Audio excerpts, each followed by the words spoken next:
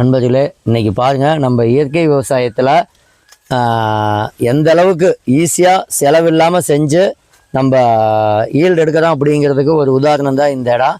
இது வந்து பார்த்திங்கன்னா வாழைப்பழம், வாழைக்காய்.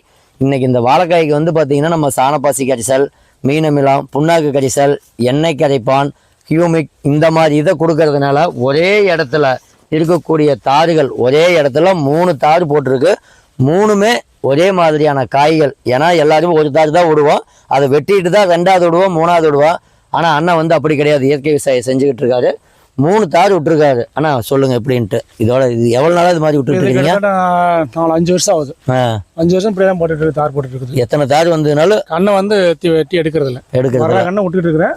குறைஞ்சது மினிமம் 3 அதுக்கு மேலே தார் போட்டுக்கிட்டு இருந்துச்சு. தார் ஆனால் எல்லாமே பெரிய தாராக தான் போடுது, பெரிய தாராக தான் போட்டுக்கிட்டு ஒரே அளவு எந்த இது ஆனால் வந்து நமக்கு இது கெமிக்கல் ஒரே எதுவுமே கொடுக்கறது இல்லை. நம்ம இந்த சாணப்பாசி கரிசல், எண்ணெய் கரிசல் இதெல்லாம் கொடுத்துட்டு தான் இருக்கிறீங்க. அப்படியே தாரை ஜூம் பண்ணி காட்டுப்பா, 3ஐயும் காட்டிக்க அப்படியே பாருங்க.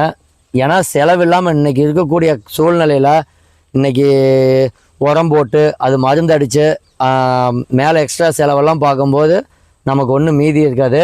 ஆனால் நம்மளுடைய இயற்கை விவசாயத்தில் நம்ம சாணப்பாசி கரிசல் இந்த மாதிரியான கரிசல் அதில் விவசாயிகளே தயாரிச்சுக்கலாம். சாணப்பாசி கரிசல் அப்படிங்கிறது நம்ம நாட்டு மாட்டு சாணத்துலேருந்து பாக்டீரியாவை தயாரித்து பயன்படுத்துகிறது தான். அதை எப்படி பயன்படுத்தணும், எப்படி தயாரிக்கணுங்கிற வீடியோ லோக இயற்கை விவசாயங்கிற யூடியூப் சேனலில் போட்டிருக்கிறோம். முடிஞ்சவங்க தயாரிச்சுக்கலாம், முடியாதவங்களுக்கு நம்ம தாய் தரமும் கொடுத்துக்கிட்டு தான் இருக்கிறோம். இங்கே கொண்டு வந்து காட்டுப்பா. இந்த தாரெல்லாம் பாருங்கள், ஒரே இதில் காட்டிக்க, ஒரே இடத்துல 3 தார் போட்டிருக்குது. 3 தாருமே எல்லாமே காய் வந்து பெருசாக தான் இருக்குது, சீப்பும் வந்து பெருசாக தான் இருக்குது. அப்படியே இதையும் காட்டிக்க.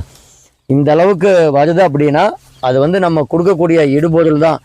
ஏன்னா இது வந்து நம்ம அதிகமாக உரக்கடையில் போய் காசு கொடுத்து ஒரு இடுபொருள் வாங்கிட்டு வந்தோம்னா செலவு. ஆனால் நம்மளே தயாரித்து நம்மளே கொடுக்கறது தான் இயற்கை விவசாயம். அப்படி கொடுத்ததில் பார்த்தீங்கன்னா இந்த அளவுக்கு இது ரிசல்ட் வந்துருக்குது.